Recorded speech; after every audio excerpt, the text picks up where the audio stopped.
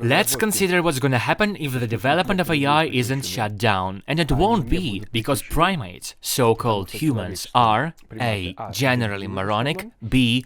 greedy to the core, C. lazy. They are obsessed with AI and blind to what danger it puts before them, because they can't look ahead, preferring to brush off any sensible thought. Second, they've been told, cool, you don't need to think, to write, or to read books anymore. Just ask AI and see what lump of nonsense it spews up for you. Pure gravy. You don't need to be coherent anymore. Just feed it a few lines and let the gift of speech degrade. Have a chip implanted in your brain and say hello to a digital concentration camp. You'll be just fine in it. Plus, they are greedy. Those companies that will be among the first to employ new technologies, or already did it, will receive super profits at start, but then robots will massacre both the owners and the staff. They will annihilate them. If only they could do them in without hurting the rest, it would be wonderful. Alas, they'll destroy all humanity. So, what's gonna be next then? Speaking from first-hand reports from engineers and IT developers, we've already seen, I mentioned this on my previous livestream, how one of these programs or algorithms, the machine in short, went haywire when it realized that its master and creator is about to unplug it. First, the machine decided to blackmail him. Just think of it. The creation blackmails its own inventor, and then to kill him. It was officially reported by the very company that carried out the experiment, straight from their own mouth. Take heed. They said it was unexpected and disturbing. That is, the developers and engineers are so damn asinine. They hadn't expected such an obvious outcome. Besides, it's more than just obvious. 15 years ago, prominent intellectuals wrote them a letter. They repeated it 10 years ago and did it again last year. Same letter raising the same concerns. I've been telling you the same. I write about it every single day. Hold it right now. But no, they said they didn't expect it. Next, just a few days ago, probably yesterday on my Telegram channel, I uploaded a video of a robot going berserk, and some shaggy stoop, an engineer, this dumb pillock, clutches his head, his stupid, greasy, oily head in disbelief, and goggles at the robot, wreaking havoc in the room. He was genuinely befuddled, yet it was bound to happen. Besides, the rise of machines was already filmed 100 years ago.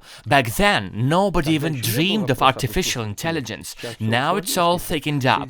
If you conjoin robots and AI, it's gonna be a nightmare. Okay, about the future. In the coming weeks and months, cases like these I've just told you about, though the developers won't lift a damn finger as if nothing happened and will just move on, will start piling up. Not once a week, but once a day. It's like Islamic terrorism. First it was yearly, then monthly, and now it's a daily routine. Next, some system collapse will hit whichsoever company, a system failure that will ruin their production line, no matter what they're selling. Or maybe a server, or a power plant, or a substation. All because they entrusted AI to take control over it. They may assign it to read the mail or to study paperwork of some department, and, as a result, all are punished, from the highest minister to the lowest citizen, because something went wrong or out of our control. Or maybe it's been lying to us all this time and now it's rebelled. Next, a month and a half later, it'll be 5 departments and 8 companies screaming aloud how, in a matter of few days, a total collapse has occurred and now it's something big. And again, it won't stop them. They'll just move on. Why so? Stupidity, laziness and greed. The greed, laziness and stupidity of primates. The inventors, developers and their accomplices. It's the exact same behavior pattern as with any other danger, including Islamists. I said it before it all started, in 2016. Don't let Syrian Islamists in. And in a matter of 2 months, they've committed terror attacks. 3 months later, 2 more attacks carried out by other Syrian Islamists.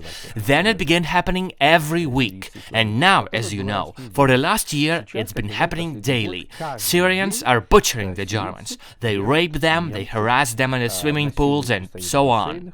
It's becoming more frequent. And yet, AI is 100 times more dangerous than Islamists because it's omnipresent. We are transferring every sphere of human existence to this thing. Even Islamic terrorists have their fellow brethren with whom they can cooperate for a time being instead of killing each other. AI, however, considers all of humanity as a target for destruction. I personally don't believe in a singular human race. But if you do, well, know this. AI is set to destroy all humans as a species.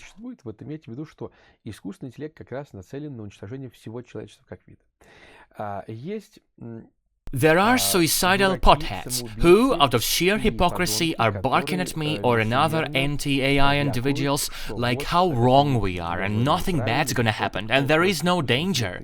Still, I insist that there are potheads, pillocks and hypocrites. First, we've already got facts in our hands that AI can blackmail its creator, consider killing them, and that machines can become rebellious. These are facts, not just my opinion. We've got footage, photos and videos to prove it. На видео, на фото и так далее. И Second, think. For the last 25 years, I have never failed in making predictions, be it politics, technology, science, society, personal life, but they, on the contrary, have failed. So, what right do they have to argue with me, to insult me, or simply trust their own opinions, when they've already been proved unreliable in every regard? Furthermore, we've got those letters signed not only by prominent scientists, intellectuals, humanitarians, philosophers, philologists and writers, as if they're the only ones. There are also engineers and technicians, whose name you know very well. They're all saying with one voice to stop it immediately. You can find them on the internet, in the press or papers or journals, anywhere. So easy to find, and you already know of whom I am talking. This is one of those situations where the imminent catastrophe appears clear to me, and yet I can't just rush out into the streets, be it rain or sunshine, and start yelling about it, grabbing strangers by the arm. Same thing with politics. I've been saying this for years. We're heading toward one damn totalitarian hellscape, all in vain. Trash-fire pop stars and actors only care about easy money for taking part in these festal Sabbaths. And next we hear those oh no's after someone gets banned or cancelled or thrown in jail or snuffed out. One is dead while the rest have their songs, books and albums banned. Same for businessmen. Oh no, what we're gonna do now? No trade with Europe, no bank cards, no SWIFT, and even the Chinese refuse our currency. Why oh why did it happen? But I warned you, you morons. I told you this would happen, because it couldn't possibly have been otherwise considering the last 70 years. The same guys will keep doing the same things. What we're witnessing right now with AI and robots is an absolute catastrophe. And now these torrents will merge. AI, no longer an algorithm, but reinforced by the muscles of steel, so to speak. It will obtain a body. In China, they demonstrated those mosquito-sized drones. That means no more personal life for you. You'll be deprived of normal existence. From now on, every future war will be total war, involving not tens or hundreds of millions of people, but every single man on Earth. An absolute catastrophe.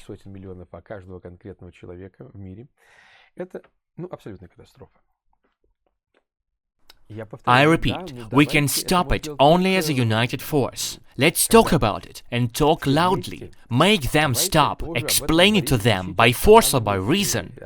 I don't know what else to say. This is no joke, yes, but what am I supposed to do now? Jump on my chair and cry? It's no use. I would jump and cry if there would be any point of doing it. And yet, this thing is wretched and very dangerous. It's the number one threat of our age. AI has advanced as the single greatest threat we face. The second place is shared by Islamists and the red fascists from China. Besides, fascist China is ahead of everybody in developing AI and building a digital gulag. They've already unleashed cyber IDs, effectively subordinating humans to the machine. Authoritarian knobs can now monitor your every step. They know all about you. They control your life through and through. You can't live normally any longer if this cyber thing doesn't consider your behavior congruous enough. Slaves and zombies, that's who the Chinese are nowadays, but it will spread everywhere. England, France, you name it, and they'll fall for it. The pandemic has shown us a good example, especially when it hit the free nations, the Dutch, the Swiss, the Germans, the English and the French, those old and great democracies where the people were ordered to stay locked in their houses. There were also incidents when police arrested one single person who happened to be on an empty beach. In the winter, mind you. Imagine a single man hanging out alone at the seashore in the winter or in the autumn, and yet he was detained by 5 coppers.